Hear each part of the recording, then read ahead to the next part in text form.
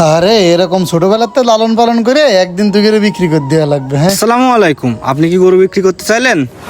হ্যাঁ, আমি তো বেচতে চাইলাম, আপনারা এই খবর দিলে কিডা? ওই যে আপনাকে বক্কার ভাই গরু ব্যবসা করে, উনি বললো আপনার কথা। ও হ্যাঁ হ্যাঁ, ওই যে এই যে সামনে রয়েছে গরু এইডে। ও, এ কি আপনার বাড়ি গরু নাকি? না ভাই, ইডা উডা সবই আমার কিনা।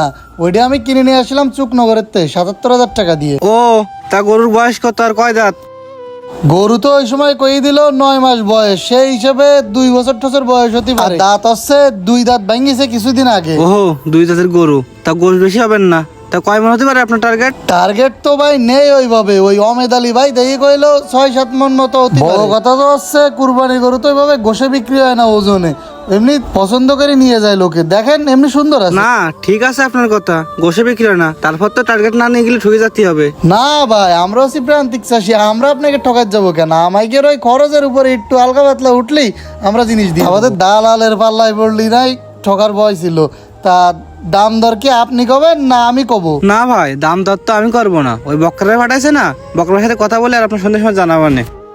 ও তাহলে সমস্যা নেই, ওই সন্ধ্যের পরে ব্রিজের কোনা ওই দোকানে আইসে নেন, আমারে কেউ ডাক দিলেই হবে না। আপনি যান তাহলে এখন। আচ্ছা ঠিক আছে। এ নাইট ভাই বাড়ি আসো।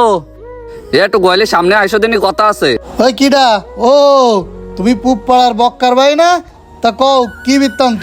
হ্যাঁ, আমি তোমার বক্কার ভাই। এই যে ভাইয়ের সাথে করে নিয়ে আইছি, এই ভাই মনে হয় দুপুর বেলায় তোমার বাড়ি আসিল। ও হ্যাঁ, এই ভাই তো আসিল দুপুর বেলায়। ওই দাম দরের কথা বললাম, তা তোমার কথা কইলো যে তোমার সাথে দাম দর করলেই হবে। ও যাই হোক, ভাই আমার পরিচিত, দাম একজন কলিও আছে। তা গরু কি এই পাশেরটা না ওই এ পাশেরটা? পাশেরটা তো ভাই এখনো রেডি হয়নি, ওই মুড়োরটা বড় যেটা। তা ওইটা। কও কিরাম কত দাম চাচ্ছাও? দামের বিষয়টা চালি তো আর দিয়ে দিবা না, ওই 1,80,000 চাচ্ছিলাম, 75 হলেই দিয়ে দেবো। হ্যাঁ, কিরাম দাম চাচ্ছাও? বাইরের তো একটা লোক নিয়ে আসি, তার সামনে দামাদামি করা যায়? একটু সাইডে চলো, তোমার সাথে আমার কথা আছে। ভাই আপনি একটু থাকতে লাগেন এই জায়গায়। ভাই গো, তুমি কদিন লিগালে কয়টা টাকা হলে গরুটা ছাড়বা? ও ভাই, আমি তো তোমার কইছি 1,75,000, এখন তোমার জন্য নাই 2,000 কম দিয়ে নে। হ্যাঁ ভাই, ফাও দাম কষাও কেন? এত বেচার মত। ভাই কুরবানি দেবে এই জন্য গরুটা নিতে চাইছ। তা কি 40 ব্যাঙ্গে কি দাম আছে গরুর? আর ভাই কি করছাও তুমি? 40 ভেঙে দাম আছে, ও কি 140-এর গরু?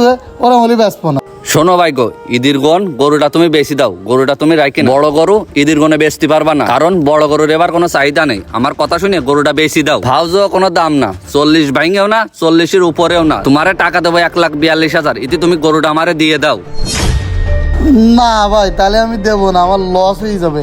ইরাম গরু তো আমি আগের হাটে দেখলাম একজন বিক্রি করলো 1,60,000 টাকা, তাও এসছে একটু ছোট হবে, গায়ে পাতলা। ওইরাম মনে হয় এ গরুর অত